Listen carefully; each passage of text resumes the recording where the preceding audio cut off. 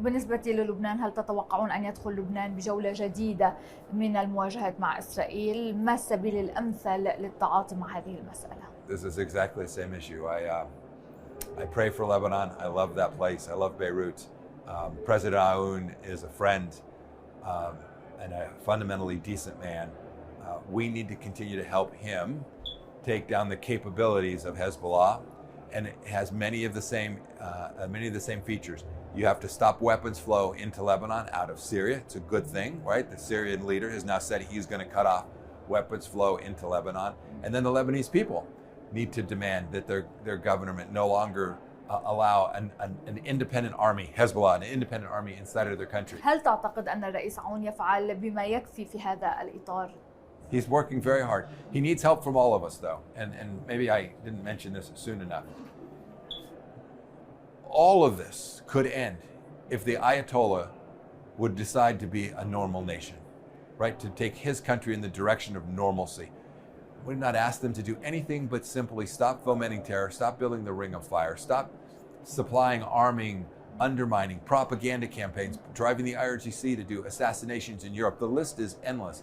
If you look at Hezbollah, if you look at what's still going on in Yemen with the Houthis, these are Iranian proxies, all different, to your point. They're all different. They have different objectives. They have different timelines. They have sometimes different variants of their religion. So they're different. What's common about them is their efforts to undermine civility and order and decency, and a common effort to destroy the nation of Israel. And that is Iranian sponsored. I remind everyone who's watching, Al-Qaeda is headquartered in Tehran today. It's not in the mountains of Afghanistan. It is headquartered in downtown Tehran. So long as you're harboring Al-Qaeda in your country, and you still have a stated policy of destroying the little Satan Israel and the great Satan America, you are part of the problem, and the problem that the world needs to find out how to address. تقول أن إيران المحرك لكل هذه الاضطرابات. كيف تجد مقاربة الرئيس الأمريكي بالنسبة إلى إيران، وهل تؤثر على برنامجها النووي الإيراني وعن سلوكها في المنطقة بشكل عام؟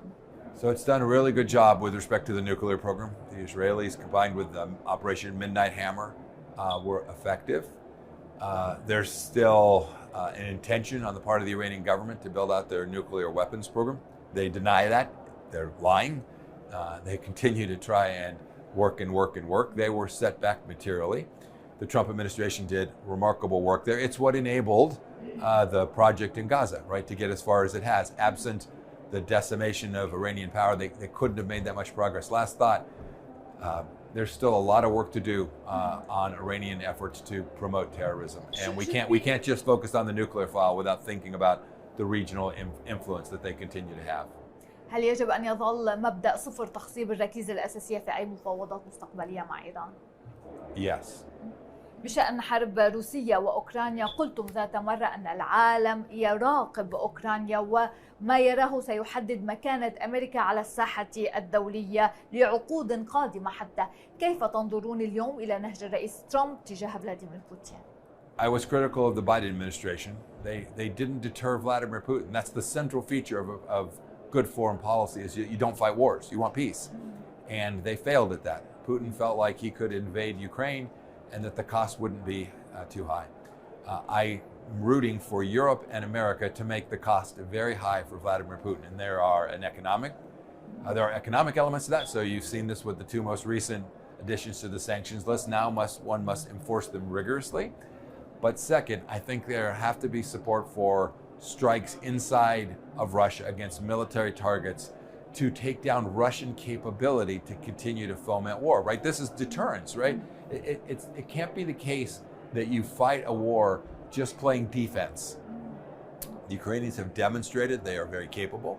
The Ukrainians should be permitted to do this, and the Europeans should provide the tools and resources along with America so that they can continue to prosecute this effort, which is seeking only to stop the Russians from killing civilians. And this matters. وإلى السؤال الأخير، مسيرة حافلة بالسلك العسكري والدبلوماسي، ما الذي يبقي مايك بومبيو مستيقظا في الليل؟ قلت ذات مرة أن كل التحديات تبقى ثانوية أمام هدف احتواء الصين. هل ما زلت ترى ذلك، أم ترى أن هناك فرصة لخفض التصعيد بين القوتين؟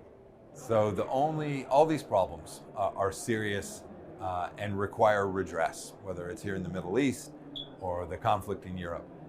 Today, however, there is only one leader, one political party, the Chinese Communist Party, that has both the capability and the intention of destroying all that is good in the world, and that's Xi Jinping. He wants the world, much like these extremists, it's a different model, but much like these extremists, he wants to destroy Western civilization, and we can't permit that to happen. When I look at the progress here in Riyadh and in the kingdom, you talk about this move towards this fundamental modernity, right? This idea of decency and treating human beings right. Tactically, they'll find a solution on trade. This is a deeper, longer-term challenge from the Chinese Communist Party. So the moment we'll find a way on trade, I'm sure they'll figure it out.